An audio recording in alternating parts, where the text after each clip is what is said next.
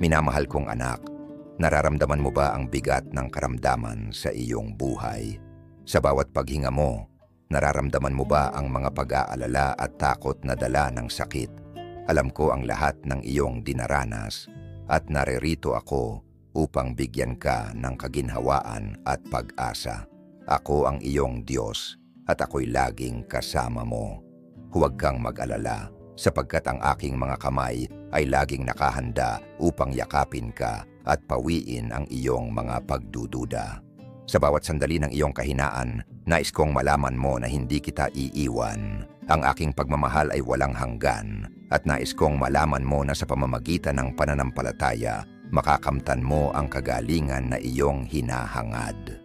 Maglaan tayo ng oras upang pagnilayan ang kapangyarihan ng pananampalataya at kung paano ito maaaring magdala ng kagalingan sa iyo at sa iyong mga mahal sa buhay.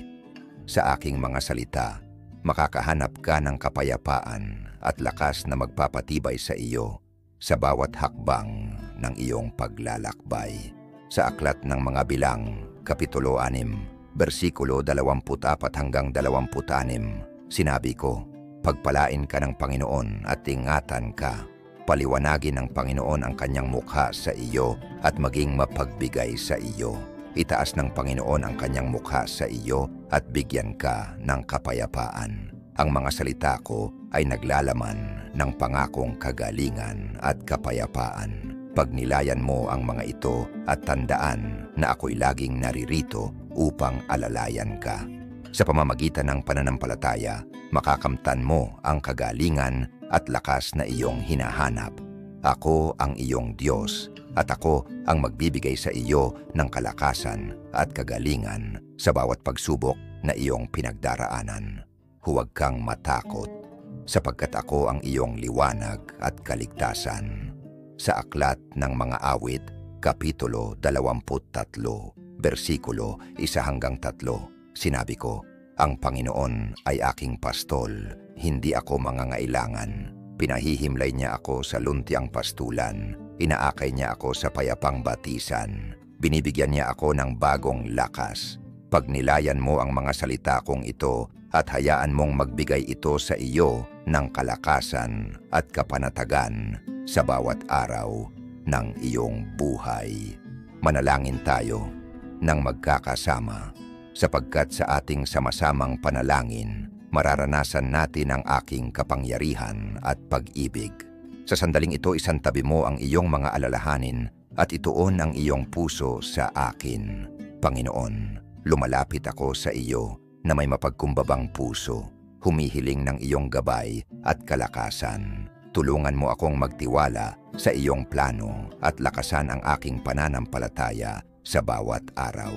Pagalingin mo po ako at ang aking pamilya, mga kaibigan, at lahat ng aming minamahal. Bigyan mo kami ng lakas na harapin ang bawat pagsubok at manatiling tapat sa iyo. Sa bawat salita ng panalangin, damhin mo ang aking presensya at hayaan mong baguhin nito ang iyong puso. Sa pamamagitan ng iyong pananampalataya, ikaw ay aking pagagalingin at bibigyan ng bagong pag-asa. Ang bawat panalangin ay isang hakbang patungo sa kagalingan at kaligtasan na aking ipinangako sa iyo. Ngayon, hinihikayat kita na isulat ang iyong mga panalangin at pangako na may kinalaman sa kagalingan. Sa bawat pagdulog mo sa akin, tandaan mo na ako'y laging nakikinig at handang tumugon sa iyong mga pangangailangan. Ipahayag mo ito ng malakas sa akin at sa mga tao sa paligid mo upang ang tagumpay ay iyong angkinin. Panginoon, ipinagkakatiwala ko sa iyo ang aking kalusugan at kalakasan. Ipahayag ko ang aking pananampalataya sa iyo araw-araw. Deklarahin ko ang tagumpay sa iyong pangalan. Panginoon, ipinapangako kong magtiwala sa iyong plano at ipahayag ang aking pananampalataya sa iyo araw-araw. Ipinahahayag ko ang tagumpay sa iyong pangalan. Sa bawat salita ng iyong panalangin at pangako, hayaan mong bumuhos ang aking biyaya at pag-ibig sa iyong buhay. Ang bawat pagsambit ng iyong panalangin ay isang patotoo ng iyong pananampalataya at pagtitiwala sa akin. Manalig ka at angkinin mo ang tagumpay na aking ipinangako. Tandaan mo, anak ko, ako'y laging naririto para sa iyo.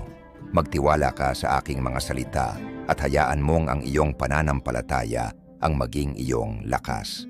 Humayo ka ng may kumpiyansa at ipahayag ang iyong tagumpay sa aking pangalan. Amen. Naway pagpalain ka at ang iyong pamilya ng kalusugan at kalakasan. Manatili kang matatag sa pananampalataya sapagkat ako ang iyong Diyos na nagmamahal sa iyo magpakailanman.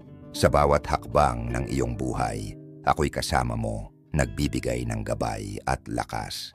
Huwag kang mangamba sapagkat sa bawat pagsubok, ako'y iyong katulong at kakampi. Patuloy kang magtiwala at ipahayag ang aking kabutihan sa iyong buhay. Ang aking biyaya ay sapat upang ikaw ay patuloy na magtagumpay. Mahal kita, anak ko, at ako'y laging naririto upang alalayan ka.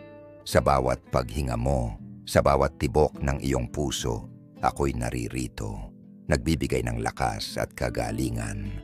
Magpatuloy ka sa iyong pananampalataya at hayaan mong ang aking pag-ibig ang maghari sa iyong buhay.